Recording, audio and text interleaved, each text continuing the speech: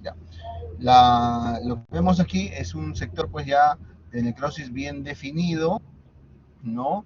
Ah, a esto se le conoce como escara. Como ustedes sabrán, la escara es la totalidad del tejido que va en todas sus capas, ¿no? La piel, la parte epidérmica, dérmica, tejido celular subcutáneo, todo aquello que involucra este órgano, que es la piel, en necrosis es una escara.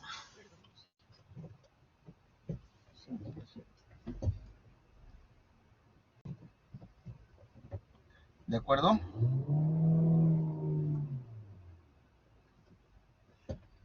Bien. La fisiopatología de la lesión por presión se van a dar como consecuencia de la interacción de tres grandes fuerzas: la presión, la fricción y el cizallamiento. Presión, fricción, cizallamiento. Esas tres tienen ustedes que tener en mente, tienen que tener en cuenta, pues que las lesiones por presión, pues como parte de todo el espectro de lesiones por dependencia, van a, van a ser de, porque no hay una movilización. Y hay que tomar en cuenta que los pacientes que sufren lesiones por presión son aquellos que han perdido pues una capacidad de defensa frente a la noxa de la presión.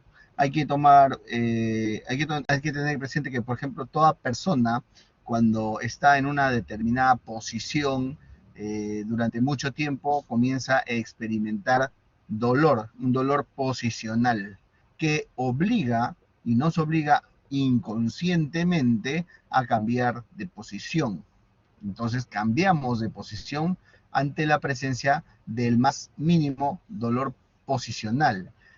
Eso es un mecanismo de defensa. En aquellas personas que han perdido la capacidad de reaccionar ante el dolor posicional, ya sea por una debilidad extrema, que aunque sientan dolor no puedan moverse, o bien porque han perdido la capacidad de percibir el dolor, como en el caso de ciertas neuropatías, como es la neuropatía diabética, u otras enfermedades como la infección por HTLV1, etcétera, cualquier, ¿no? O aquellos que tienen traumatismo vértebro-medular, por ejemplo, y han perdido la capacidad sensorial sensitiva, ¿no? Eh, entonces, van a ser, digamos, eh, candidatos a desarrollar lesiones por presión.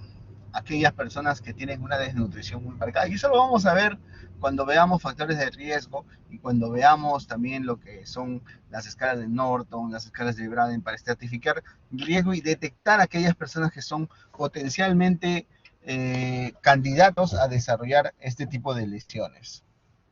Entonces, aquí tenemos un esquema en el cual nos dice muy bien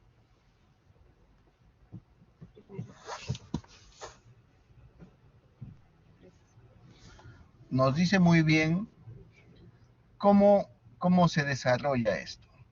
Tenemos aquí una prominencia de hueso sobre una superficie de apoyo dura y tenemos que se van a ejercer fuerzas de presión y tensión deformando los tejidos. A su vez, el movimiento, las fuerzas de cizalla, que es una fuerza tangencial al punto de apoyo en el hueso, van a formar la sumatoria de estas fuerzas, tanto de la fricción que va en la parte adyacente a la superficie dura, como en la parte adyacente al hueso, la fricción, la presión, ¿no? Y el cizallamiento. Tres fuerzas que se unen, dando un origen isquémico de una compresión en sándwich al tejido que se encuentra en el medio de esta prominencia y de la superficie dura, de la superficie como la cama dura, rígida. Aquí se va a ejercer un efecto de témpano de hielo. Vamos a ver cómo es un témpano de hielo. Cuando ustedes ven un iceberg, un témpano de hielo, van a observar que se ve la punta del iceberg. Cuando se observa la punta del iceberg, sabemos de que por debajo de esa punta hay una, hay una inmensa cantidad de hielo que se encuentra enterrado muy profundo, incluso hasta lo más profundo del mar. Y lo mismo sucede cuando veamos una lesión por presión.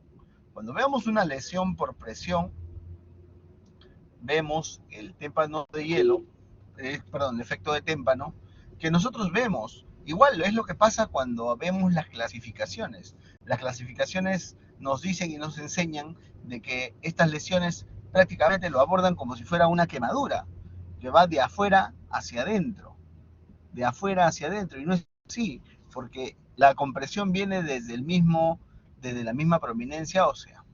Entonces, la lesión va de adentro hacia afuera y de afuera hacia adentro. Entonces se forma un efecto de témpano de hielo, siendo la base más amplia la zona que está adyacente a la prominencia de hueso, que es la zona más sensible a la isquemia y es la zona que más sufre y la zona que más grado de necrosis va a tener. Por eso es que cuando ustedes vean un paciente y vean una bursa, ven la piel que todavía puede estar intacta, pero tiene una bursa grande porque el tejido se ha muerto adentro. ¿Por qué tienen bursa? Porque ese tejido es sensible a la isquemia y se degrada, se necrosa y se pierde. Eso es lo que sucede, ¿no? Entonces acá tenemos las fuerzas de presión, las fuerzas de fricción y también, bueno, ya aquí por ejemplo están las zonas de apoyo de las, digamos, de las zonas en las cuales mayor cantidad de presión se ejerce sobre ciertas prominencias. En ejemplo, en el decúbito dorsal, las zonas que más sufren son el occipital, las omóplatos, los codos, los talones y en la parte de la punta de los pies, cuando se cubre con las sábanas, ¿no? También sufren esas zonas. En el decúbito lateral tenemos que las orejas, ¿no? El, el hombro, la prominencia trocantérica, los talones también sufren esta posición. Y en el decúbito prono tenemos que los codos, el pectoral, la región malar en la cara, y ahora por el COVID, que hubo mucho paciente que estuvo intubado y estuvieron en prono mucho tiempo, han presentado lesiones por presión en la cara, en la zona malar y en la zona mandibular, ¿no? Pero más en la zona malar es donde se ha visto frecuentemente. Y también lesiones asociadas a elementos de uso médico, como son las cánulas binasales o las ondas nasogástricas, ¿no? Que también pueden producir lesiones por presión al estar en contacto mucho tiempo con una superficie de tejido y que producir la etiología isquémica de esta naturaleza. ¿Se ven las diapositivas? ¿Hasta aquí hay alguna pregunta? Quiero saber si el audio y las diapositivas se ven bien. Por favor, confirmen.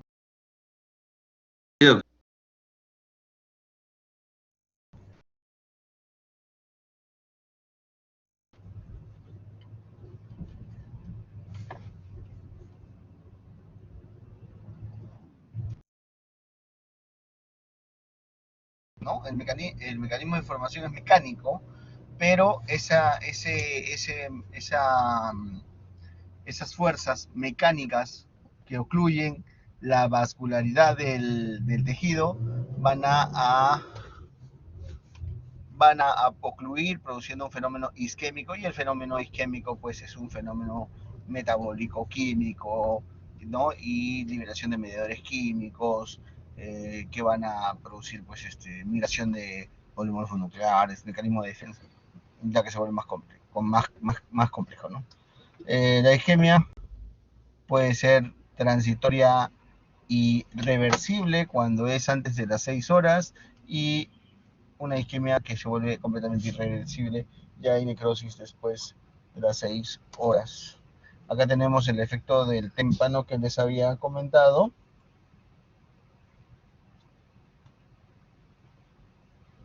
¿no? El efecto de témpano que les había comentado y de la presión sobre los tejidos blandos. Afectan primero al músculo y finalmente a la piel. Bien, eso es lo que ustedes tienen que saber, ¿no? O sea, a pesar de que la evaluación clínica en las escalas de presión que ustedes han visto en sus seminarios, en sus clases, les enseñan a ver, pues, grado 1, eritema que no palidece la presión, grado 2, una lesión de espesor parcial en la dermis, grado 3, una lesión de espesor total en la dermis, cara, presencia de escara o no de escara. Grado 4, ya presencia de daño en la fascia, el hueso, osteomielitis. Entonces, como ven, el enfoque que tienen estas clasificaciones son precisamente de afuera hacia adentro, parecido a una quemadura. Entonces, cuando yo leía esto y era alumno, veía y decía, bueno, si esto es como una quemadura, ¿no? Y no es como una quemadura. Lo que pasa es que hay motivos de revisiones que deben ser actualizadas, pero eso es lo más aceptado en la actualidad porque es una clasificación clínica, ¿no? Porque realmente el médico pues no va a tener forma realmente de ver hasta dónde va la necrosis, ¿no? O cuáles son los cambios ante una lesión de grado 1. O sea, por ejemplo, tú tienes una lesión de grado 1, ves clínicamente que es un eritema que no palidece la digitopresión, ¿no? O tiene un llenado capilar lento en la zona, ¿no? Entonces, eso, por ejemplo, no puedes evaluarlo cómo está esa fascia de esa prominencia de hueso, cómo está esa, ese tejido circundante al hueso. No se puede evaluar al menos a la ectoscopía, ¿no? Que es lo que nosotros vamos a hacer en lo cotidiano del día, ¿no? Vamos a evaluar a la ectoscopía lo cotidiano, vamos a ver las zonas que son de necrosis de este tipo de casos, ¿no? Bien, aquí está la progresión, cómo va de la presión a la isquemia, anoxia, necrosis, la formación de la escara y finalmente cuando ya la escara se va a debridar por un mecanismo natural. Acuérdense que el mecanismo natural de debridamiento biológico natural, ¿no? Existe un debridamiento autólogo, ¿no? Biológico, que es nuestro propio debridamiento, el autodebridamiento, ¿no? Y va a haber también debridamiento químico y debridamiento quirúrgico, ¿no? Que son diferentes, ¿no? Pero cuando ya la escara se ha debridado, o sea, el tejido necrótico se ha debridado, la escara se retira y la, la herida y la lesión, no, la herida y la lesión se va, se va a definir como una úlcera, ¿no? Y es precisamente las imágenes que mostrábamos al inicio, miren, una lesión, una úlcera limpia, ¿no? Que no vemos mucho tejido necrótico, a diferencia de esta que sí tiene escara, ¿no? Pero y debajo hay tejido necrótico, obviamente, ¿no? Tiene que salir esa tapa, esa escara, para que veamos una úlcera así. Efecto témpano de 10, bien. Tenemos presión prolongada, bueno, ya sabemos, más de 32 milímetros de mercurio, asociado a otras cosas, ¿no? Por maceramiento de tejidos por el sudor, maceramiento, falta de movilidad, las arrugas de las zonas que le dan fricción, ¿no? Y las zonas mal secadas, de repente, ¿no? Va a producir una disminución de la circulación sanguínea, va a producir una isquemia de los tejidos, ¿no? Y eso a su vez va a producir un enrojecimiento de la piel y va a producir dolor. A la vez ruptura de la piel, úlcera, que finalmente es una necrosis para tener una úlcera limpia, que se puede infectar, porque todo tejido necrótico es susceptible de una colonización bacteriana y posterior infección, invasión de tejido vital. Esa es la infección. La infección es una invasión bacteriana de tejido vital, mientras las bacterias pueden abundar en el tejido desvitalizado. Eso no es novedad. El problema es cuando estas bacterias llegan a un tejido vital.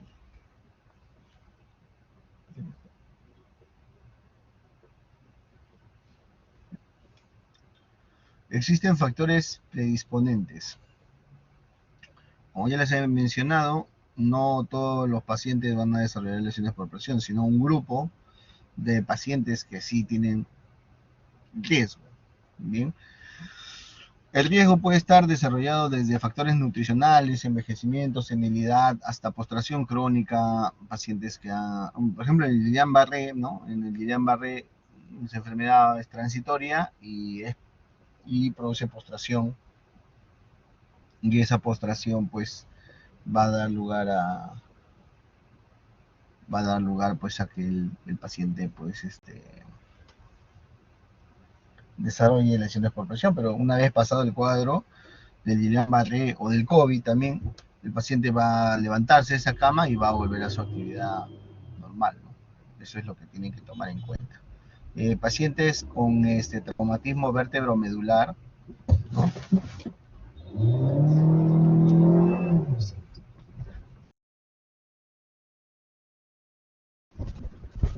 Eso, es que estás en otra velocidad, ¿no? Ahorita. Ya dale.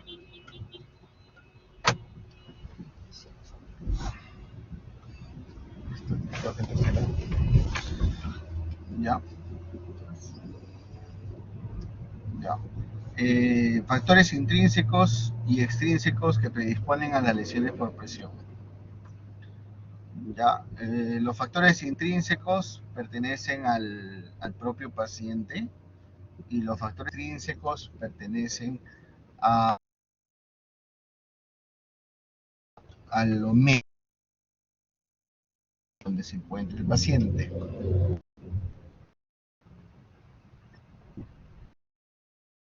Propio paciente y los extrínsecos al medio donde se encuentra el paciente. Un factor intrínseco podría ser la prominencia de hueso, la delgadez del tejido, la disminución de la percepción, las pérdidas de la capacidad sensitiva y motora, las deficiencias nutricionales, por ejemplo. El sobrepeso o la delgadez extrema también son factores intrínsecos, ¿no? Y que van a producir presión o erosión. Y hay que tomar en cuenta que a mayor edad, mayor fragilidad. La permanencia en silla o en cama, ¿no? Y extrínsecos van a ser, por ejemplo, la presión, la cama, la rigidez de la cama, ¿no? La dureza de la cama, el roce de la piel y la superficie, ¿no? El cizallamiento del tejido celular subcutáneo que va a carecer de resistencia a la tracción y es susceptible a la tensión por cizallamiento, por ejemplo, ¿no? La humedad,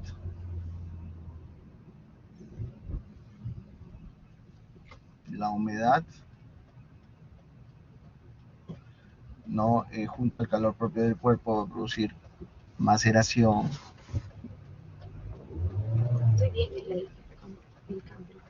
sí, ¿no? Y el tiempo que va a influir en todos los factores anteriores. Bien.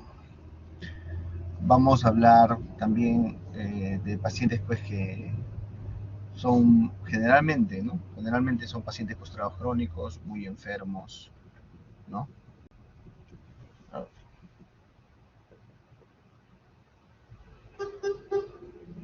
A ver, alumnos, les pido un minutito, por favor. Voy a hacer una pequeña pausa, por favor.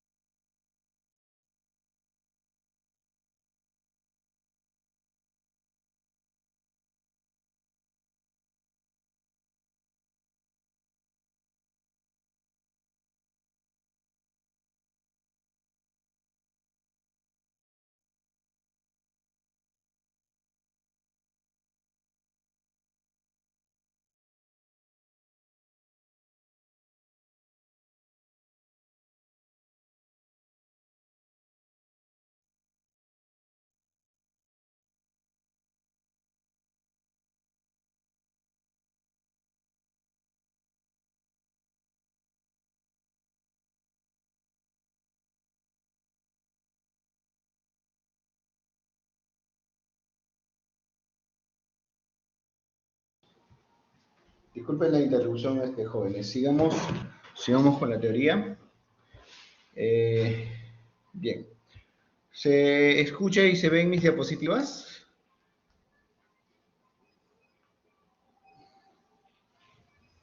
Sí, doctor. ¿Sí, ¿Sí se ven? Ya, ok.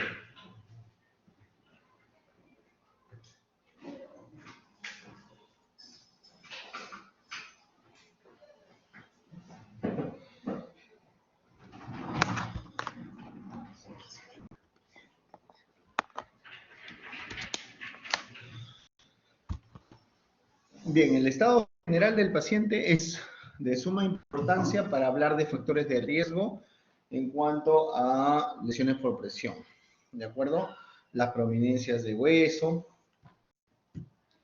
la pérdida de sensibilidad de la región, la disminución de la resistencia del tejido a la presión, el estado general.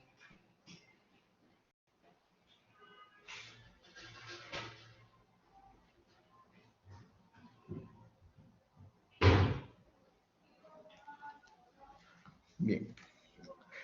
La maceración del tejido y la humedad de la orina o la defecación, la presión excesiva, aquí tenemos nuevamente los puntos de apoyo que más sufren, digamos, por la presión sostenida sobre los tejidos.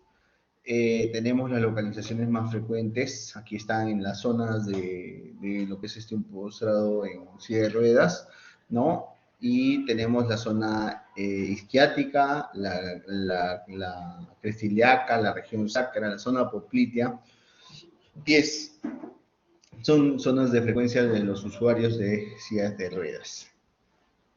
En el decúbito dorsal, el sacro es lo más común, decúbito lateral, ya lo hemos hablado, malleolos, cóndilos, trocánteres, costillas, y el decúbito prono, dedos, rodillas, genitales, en las mamas, en las mejillas, en la zona malar, ¿no? En el decúbito prono.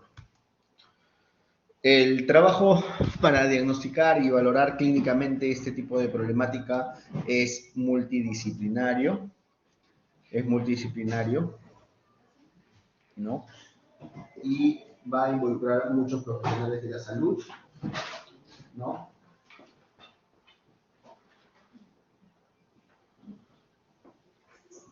Sobre todo a la cabeza las licenciadas en enfermería, quienes son las encargadas pues de la prevención en este tipo de problemática. Las lesiones no van a cicatrizar a menos que las causas de fondo sean tratadas. Hablamos de los factores intrínsecos del paciente y sobre todo de la presión y la movilización. Si la movilización no existe, las lesiones por presión no van a cicatrizar y van a empeorar, ¿no? La escala de Braden, la escala de Norton, instrumentos más utilizados para identificar pacientes y desarrollo de las lesiones por presión. Bien, aquí tenemos la escala de Norton. Es, por ejemplo, una escala que nos sirve para poder valorar el riesgo, ¿no? O sea, digamos que mientras más alta sea la puntuación de la escala de Norton,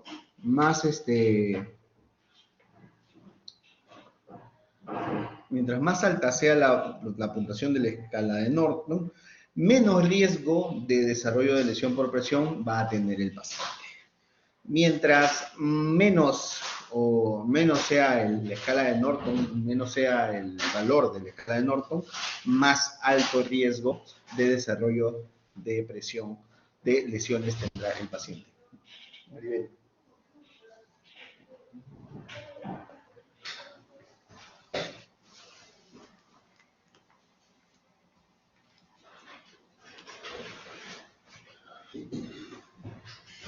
Ya, y bien. Y por otro lado también tenemos la escala de Braden. Como ustedes ven, la escala de Braden y la escala de Norton son muy similares. Son muy similares en cómo se comportan, en lo que evalúan. Miren, vamos a comparar. La escala de Norton evalúa estado mental. Pues la escala de Braden va a ver percepción sensorial. La escala de Norton ve estado físico. La escala de Braden ve actividad, ¿no? La escala de Norton ve movilidad se evalúa y actividad se evalúan en la escala de Braden. Nutrición, mientras que la escala de Norton ve la parte de incontinencia. Entonces, podemos decir que estas dos escalas son complementarias entre sí, nos sirven para valorar y igual, o sea, al final el score que nos van a dar, que nos van a estratificar, nos va a servir para poder estratificar el riesgo. ¿De acuerdo? Para estratificar el riesgo. Bien, ahora vamos a los grados de lesiones por presión. Ya hemos conversado de que las lesiones por presión tienen un efecto témpano, ¿no? En la cual la piel es la que nosotros evaluamos, así dice grado 1, grado 2, grado 3, grado 4, y estamos evaluando la piel de afuera hacia adentro. Pero sabemos, como médicos, que la lesión por presión no va solo de afuera hacia adentro, sino también en la región adyacente a la prominencia de hueso. ¿De acuerdo? Entonces vamos a tener que estas lesiones, esta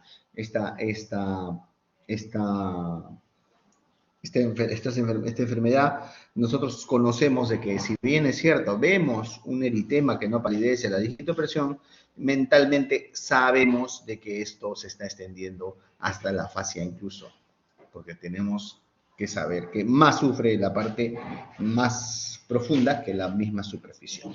No es como una quemadura. Una quemadura por fuego, la persona por fuego se quema de afuera hacia adentro. Eso es una quemadura por fuego. Estas lesiones por presión no es una quemadura, no se queman, no se producen de afuera hacia adentro, sino se producen en la zona adyacente al hueso, ¿no? Entonces, eso lo tenemos claro. Bien, los estadios, acá tenemos ya el estadio 1, un eritema persistente que no palidece a la digitopresión, completamente reversible, ¿no? Y el estadio 2 ya se parece ya a una aflictena, una lesión ya clínicamente, diríamos una lesión de espesor parcial. Si nosotros agarráramos una biopsia y no fuéramos profundos, incluso hasta el hueso, veríamos cambios en esa zona, ¿no? En la zona fascia, en la zona muscular que rodea el hueso, ¿no? Eso es lo que tienen que saber. El estadio 3 es una pérdida de tejido completo, ¿no? Y necrosis de todo el celular, pero acuérdense que no. Si bien es cierto, no se extiende a la fase subyacente, pero aquí sabemos que sí es así, ¿no? O sea, y el estadio 4 ya estamos hablando ya de destrucción hueso, ya. Ya el mismo hueso ya está sufriendo la isquemia y se ha necrosado, ¿no? Y a esa necrosis de hueso se le llama osteomielitis. Se le llama osteomielitis. Muy bien, perfecto. Entonces, hasta acá, creo que quedó claro. Hay que saber que existen 2 grados más que no están considerados todavía ahí. Uno es el grado indeterminado, que es cuando una lesión tiene una escara, y les voy a dar un ejemplo acá, precisamente. Esta de acá, podríamos decir con un determinado, porque la escara está adherida y no sabemos hasta dónde se extiende. Muy bien. Y otro que es la piel íntegra y por debajo de ella una bursa.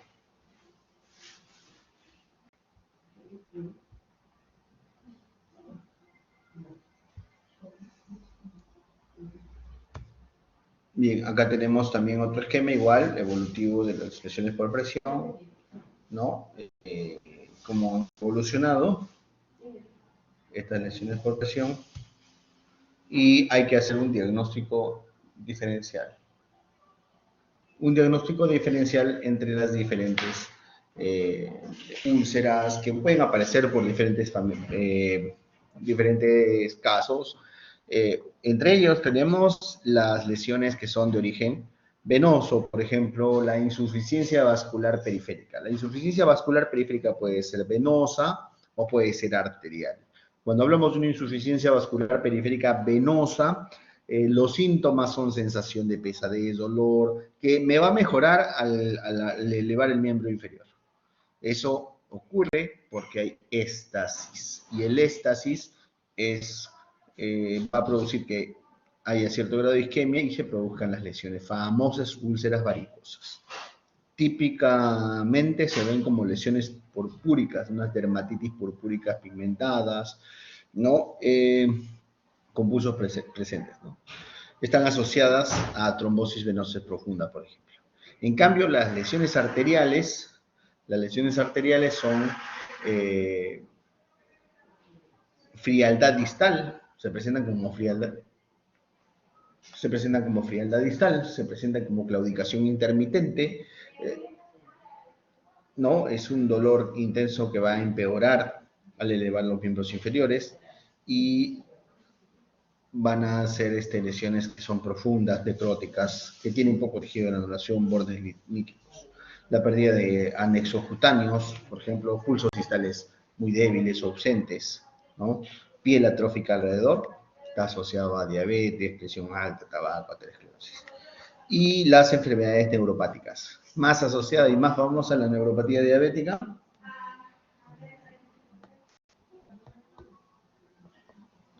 La neuropatía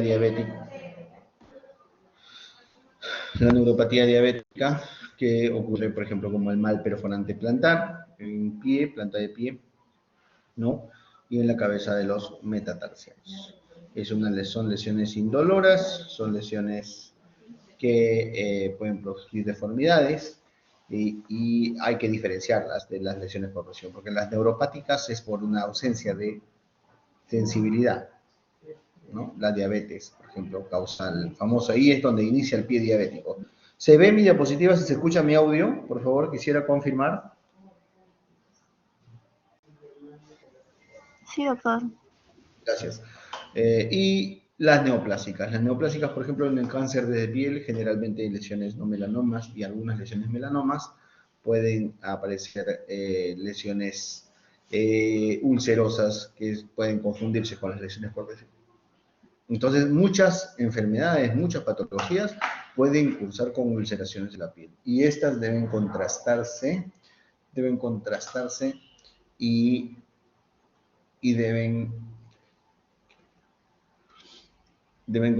y poder diagnosticar, ¿no? Para poder diagnosticar, para poder, digamos,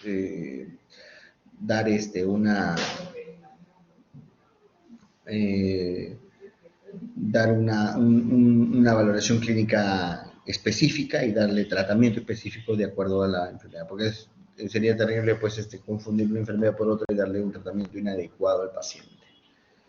Bien, y entonces entramos a la parte de tratamiento.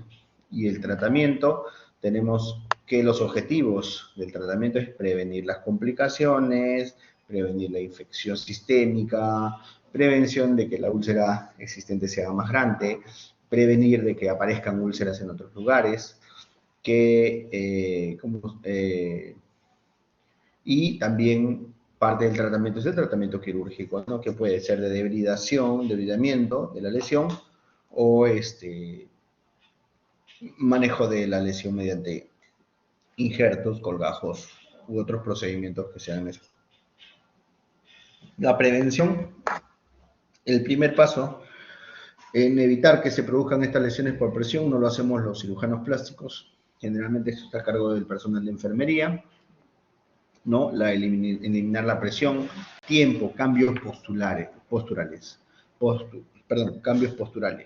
movilizaciones activas, pasivas. En un paciente postrado, los cambios en 2 a 3 horas en 24 horas, rotarlos en los 4 decúbitos, sentados, pacientes 15 a 30 minutos, pequeños cambios, ¿no?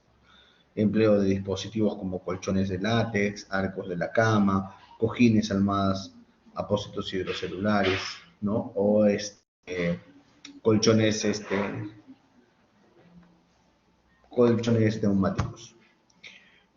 Aquellos materiales antiescalar, aquí tenemos algunos ejemplos como colchones de agua, colchón de presión alterna, colchón de goma espuma, ¿no? Colchones neumáticos, ¿no? Con motor.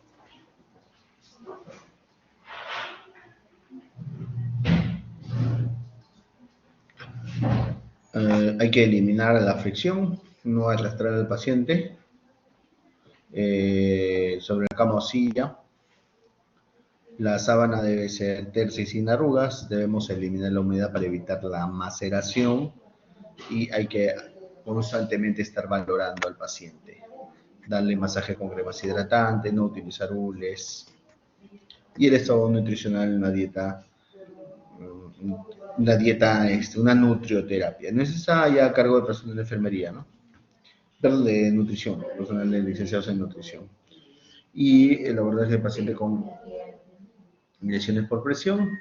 Tenemos valorar los riesgos en pacientes susceptibles y sobre todo formar cuidadores, porque un cuidador formado va a dar una mejor atención a un paciente que una persona que, bueno, aprende empíricamente, ¿no? Hay que evaluar los riesgos mediante la anamnesis, la exploración física, las comorbilidades y sobre todo las escalas de riesgo. Apenas llega un paciente al servicio, las personas de enfermería deben catalogarlo con la escala de Norton, con la escala de Braden, ver si ese paciente es candidato o no a formar una lesión por presión y catalogarlo como tal. Bien, y luego empezar a actuar.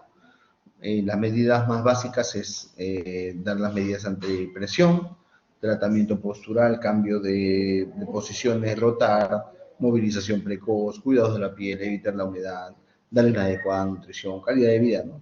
Y las específicas, pues es eliminar. Ya cuando ya se instauró la lesión por presión, darle tratamiento específico a esa lesión, según el grado de lesión que tenga, según el grado de presión que tenga, que puede ser eliminando la necrosis, eliminando la infección, limpiando la úlcera, usando, etcétera, etcétera. Aquí tenemos un cuadro general de cómo se abordan las lesiones por presión de acuerdo a los estadios conocidos. ¿De acuerdo? Entonces, el estadio 1 es un eritema que no palidece la digitopresión. Bien, y lo que vamos a hacer en todos ellos, el procedimiento general es identificar la UPP, qué grado está, registro con fecha y hora, obviamente, ¿por qué? Porque al día siguiente podría progresar al estadio 2, podría progresar al estadio 3, si es una UPP 1, ¿no? Y eso nos va a dar una indicación de la calidad de atención al paciente. Vamos a limpiar la úlcera con solución fisiológica o agua destilada, también puede ser utilizada el agua, a aplicar un apósito y mantener la piel de tejido perilesional seca. Vamos a mantener una piel perilesional seca, un lecho de la úlcera siempre húmedo y hay que debridar, aplicando a veces algunos antisépticos y vamos a continuar el protocolo de prevención movilizando al paciente en los 4 decúbitos. Los apósitos pueden ser apósitos hidrocoloides, ¿no? O apósitos hidroreguladores, existen en el mercado y vamos a ver los cambios de apósitos dependiendo de la evolución y deterioro de las lesiones por presión. Y de acuerdo a cada una de las lesiones vamos a tener indicaciones de qué debemos utilizar. En cuanto a procedimientos específicos, en las de segundo grado ya vamos a poder tener que retirar las fistenas y drenar la lesión. Y si es, por ejemplo, de tercer grado o cuarto grado, ya tenemos que hacer escalectomía, ¿no? O sea, debridamiento quirúrgico, ¿no? Y finalmente, el tratamiento final reconstructivo sería mediante uso de injertos o mediante cortajos. Algunas medidas específicas en las lesiones de primer grado, pues una crema aumentante es suficiente, con cambios posturales, con chones antihispanas, perfecto, no va a tener ningún problema. Son lesiones que son en la parte superficial, bastante superficiales, y en la parte profunda, pues también no son unas lesiones muy grandes.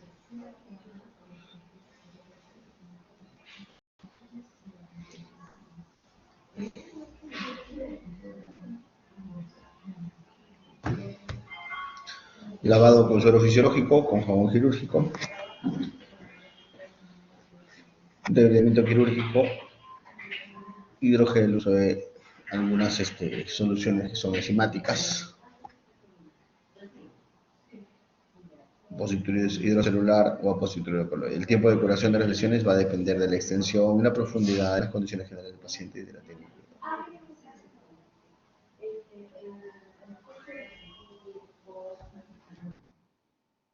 Tratamiento quirúrgico reparador. Bien, hablamos del tratamiento quirúrgico reparador. Ya, el tratamiento primero, nuevamente, para confirmar, se está escuchando y se están viendo mis diapositivas.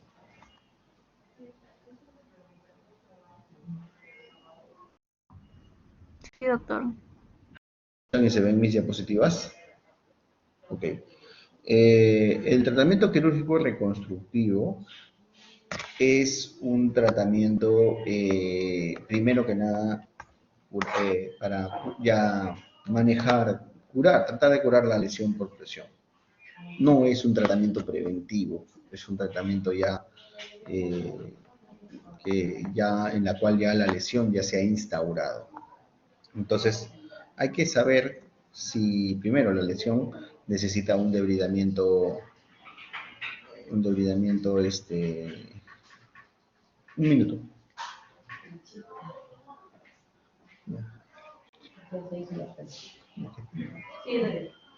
Ya. Un debridamiento de la bursa de cualquier tejido cicatrizal es importante y hay que seleccionar el procedimiento. Bien. Vamos a hacer una pequeña pausa de 5 minutos para descansar, para continuar con el tratamiento reparador. ¿De acuerdo? ¿Escuchan? Sí, doctor. Vamos a hacer una pausa de 5 minutos.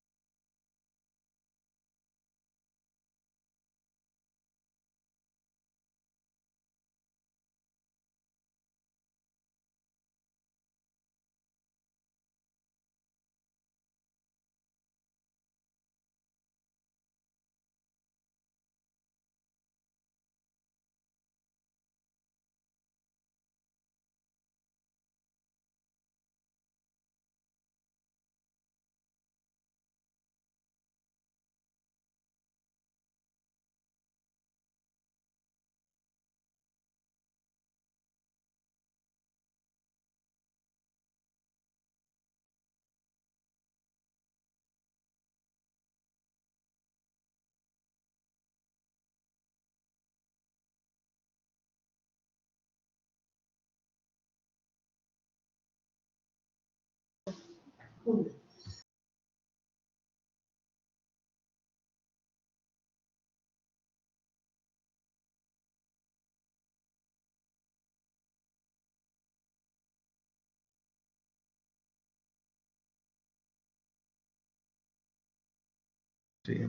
Bueno, vamos a continuar con la clase.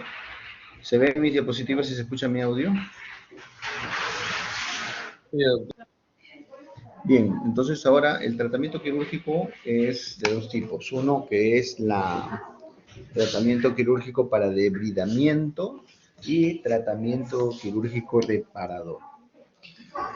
Todo tratamiento quirúrgico en una lesión por presión es porque debido a que ya se instauró la lesión por presión. Entonces hay que escindir la úlcera. Escisión de la úlcera quiere decir un debridamiento, ¿cierto? Remover, erradicar el hueso subyacente, hablamos de la prominencia ósea.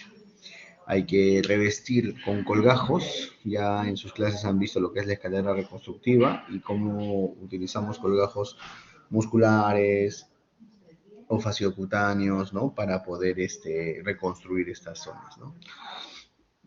Hay que hacer debridamiento de la bursa, de cualquier tejido cicatricial circundante, ver calcificaciones u osificaciones heterotópicas, valorar el hueso subyacente si es necesario, hay que debridar. En la selección del procedimiento, las opciones de cobertura quirúrgica de las lesiones por presión van a incluir varios tipos de colgajos que dependerá de factores. Como localización, nivel donde está factores intrínsecos del paciente, ¿no? Tenemos aquí un esquema de lo que nosotros hacemos, por ejemplo, de marcar la lesión por presión mediante azul de metileno oxigenada para pintar la bursa, hacer la bursectomía, retirar la bursa y hacer una movilización de colgajo. Colgajo hay que movilizar para coberturar el hueco que ya se ha formado, ¿no? Miren, en la primera imagen, a ver, síganme por favor, en la primera imagen lo que tenemos acá es la delimitación de la lesión por presión, por a través del agujero vamos a introducir azul de metileno y agua oxigenada, se coloca dentro una gasa, ¿no? Para formar un pseudotumor. Luego se retira esa bursa, y esto es lo que se saca, se quita toda la bursa, ¿no? Y vamos a hacer luego la exéresis de la prominencia de hueso, es decir, osteotomía. Se retira la prominencia del hueso y luego se hace una movilización de colgajo. En este caso se está haciendo un colgajo de glúteo mayor, que es Matresina High tipo 3, para cobertura. Bien, acá. Ahora, entrenamiento previo, el paciente debe estar una tolerancia al decúbito de 20 días. Vamos a mantener al paciente alineado, ¿no? Y tenemos buen estado, tenemos que ver que el paciente tenga un buen estado general, las lesiones estén limpias, que no tenga espasticidad y que esté concientizado de la importancia de la preparación preparatoria y la evolución postoperatoria. Es importantísimo porque si el paciente no está consciente no te va a colaborar y lamentablemente pues eso va a ir al fracaso. Hay contraindicaciones relativas de la cirugía y también existen contraindicaciones absolutas. Una contraindicación relativa podría ser una patología grave concomitante, pero que no compromete en el momento la vida del paciente. Un paciente que no va a cumplir requisitos del estado óptimo, las úlceras sucias, que no esté adaptado al decúbito, ventral absoluto, que haya espasticidad, que sea un paciente no colaborador. Entonces, esos casos, por ejemplo, son susceptibles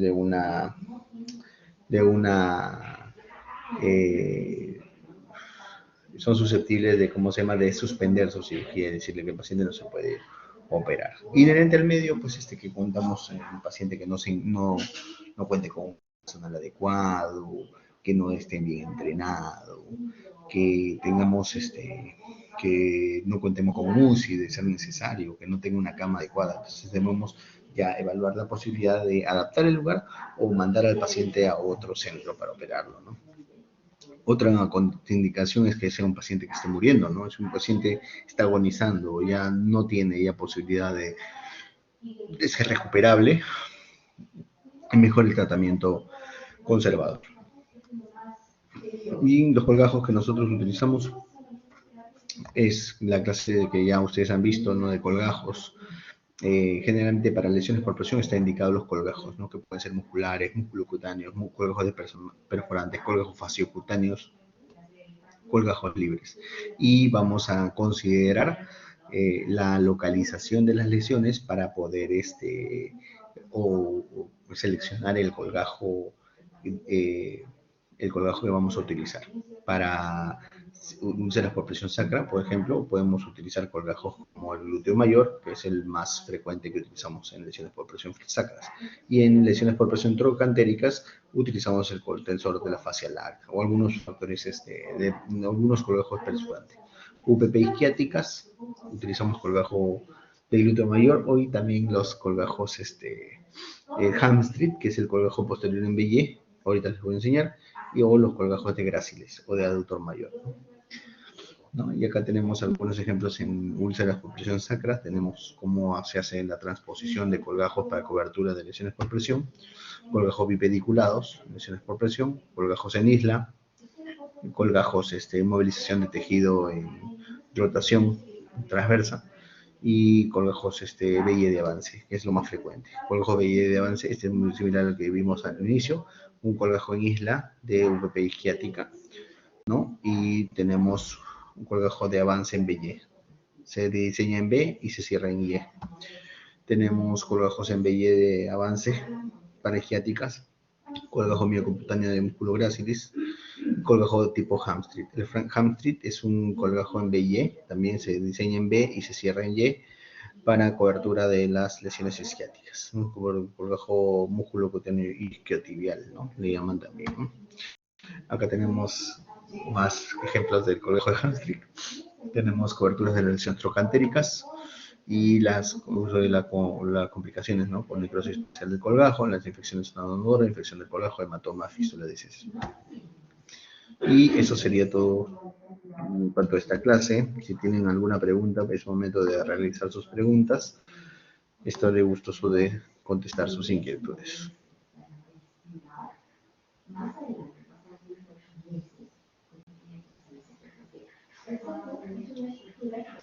Bueno, si no hay preguntas, damos por concluida la clase, deseándoles éxitos y suerte en el examen que van a tener del curso. Que tengan ustedes muy buenas tardes.